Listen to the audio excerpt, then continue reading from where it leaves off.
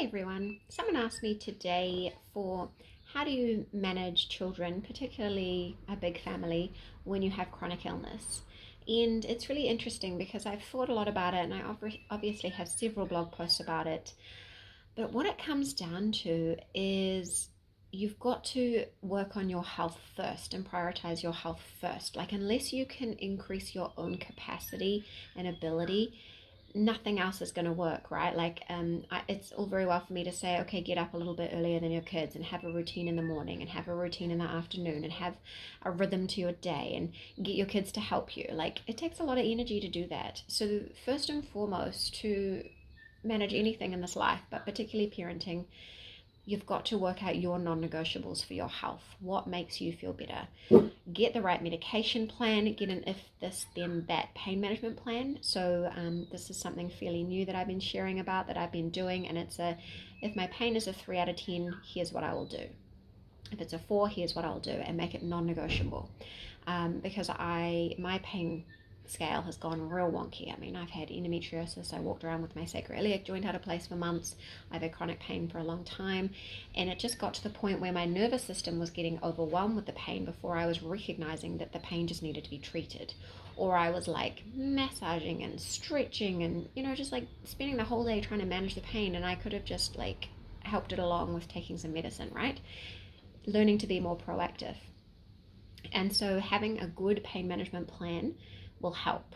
Having a good symptom management plan, so like pacing plans, making sure you know when you should be getting up, when you should be going to bed, how you kind of allot your tasks across the day. So is it better for you to have the higher energy tasks in the morning, and what your rest to activity ratio is? So how much time are you busy doing activities and how much are you resting?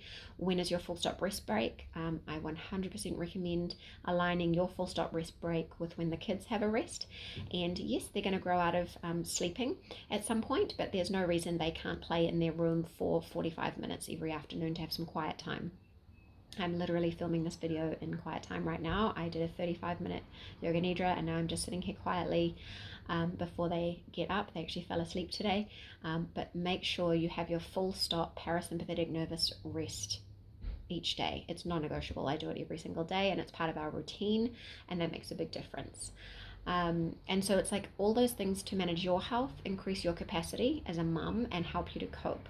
So once you've got those things in place, then you have a bit of a rhythm for your day as well. I mean, add in whatever's going on, right? If you have kindy, if you have school, if you have extracurriculars, there's a few things in your rhythm. Say no to as much as possible. I keep things simple. I know we've got 4 children, so I can't have every single one of them in swimming and the big 2 in multiple sports and whatever. It doesn't work like that. So this season, just the older 2 are playing cricket, and we haven't got anything else on. And that was a very deliberate choice. Next year it's going to be a little bit more tricky because I think all 3 of the big 3 are going to do football again, and we want to see about swimming, but keep it as simple as possible so that you can deal with it, and just know your limits, because there is no point pushing yourself past your limits. I remember days of feeling like I was going to faint in the back of the gymnastics hall so that my kids could do gymnastics after school, and it's like, for what? Like, they're not taking gymnastics to competitive edges, and they might have had a nice time, but I was literally like about to faint at the back of the hall. I didn't know about heat intolerance. I didn't know about orthostatic intolerance, but that's what was going on. And then coming home and having to get through the evening with them was just killer. So you've got to prioritize. But have a routine for the morning and the evening for those busy times, so you know what you're doing, and get your child to take responsibility for certain things according to their age. I mean, we've had them helping set the table, put their own lunchbox away, that kind of thing from very young, and they all have chores to help. My job, I believe, is to equip them to be adults who can leave the house and know how to boil an egg, and all of that good stuff. So the older 2 take turn. The older one clears the table after dinner, and then the middle 2 take turns setting the table. The older 2 share doing the dishwasher. They will empty the dishwasher. The older 2 take their own clothes and put it away. And there's lots of little systems like that to make things easier. But the investment of teaching them how to do the things early on is worth it for getting them to help. So just those like that, the rhythms, and keep an eye on what is the point, right? Like the point is that, I mean, this is their childhood. So what is the most important? And I don't think the most important thing is for us to be rushing around like headless chickens. I think the point is to be spending time with our children. And the most vital things we can do with our children is to talk with them, sing with them, read to them. So if we're doing that from the couch, no shame, no guilt, okay? The best start in life we can give them is love and just hearing lots of words. I've read lots of studies, and one of them was about how many words that the children heard by the time they were 3 or so, and the ones who heard the most words did better. So just read lots of books, sing lots of stories, talk with your children. I mean, from very early on, I was telling them what I was doing and what we were doing, even though they didn't understand it. But then there's been lots of things, like sometimes you are literally lying on the couch while you're doing these things. And yeah, there are days when they have to have screen time. When you just can't do it. Like, I mean, if you've got a migraine or if you just physically can't move, sometimes that's just what's going to happen. I've got some resources on the blog. I have what to do in a flare with small children, easy activities for small children, and several other things like that. But at the end of the day, I think it comes down to first looking after yourself and second having manageable routines and rhythms. And I mean, whether you've got 1, 2, 3, 4 or more children, yes, there's more work involved, but it's the same system, right? So I get the children home from school. That's one big long round trip.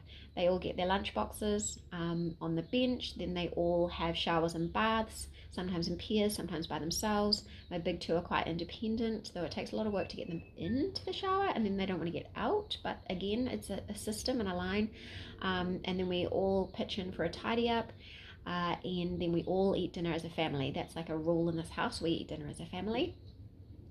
And then bedtime, one by one. So my husband will put the youngest down. He's the trickiest at the moment. And then I will just say goodnight to each of the other 3. And so it's like a production line, really. So it doesn't change too much if it's, 1, 2, 3, 4, 5, 6. It just takes more time and energy. The thing that's hard for me that I haven't been able to fix is the mornings. The mornings are very difficult for us. It is exhausting. No matter what I do, no matter how much I pre-plan, no matter how much I get the lunches done. The kids are so independent. Like, they get up and get dressed, except for the 2-year-old. And I make breakfast really easy. But just actually physically getting them in the car, it's like herding cats. So it is very stressful. My heart rate goes really high and I am very tired by the end of it. And like driving the kids to school and getting kids in and out of the car and all that, it's exhausting. But then I come back and sit down with a cuppa and have a bit of a break. So whether I'm going on to work or whether I'm home with the littler ones and doing chores and errands and hanging out with them, I sit down and have a cuppa. So it's those rhythms. So you need to really have a look at what you need for your management plans and then how that you fit that into the house. So if you have any more questions about that, any specifics you want to go into, let me know. But what does it look like for you? How do you manage with children and chronic illness?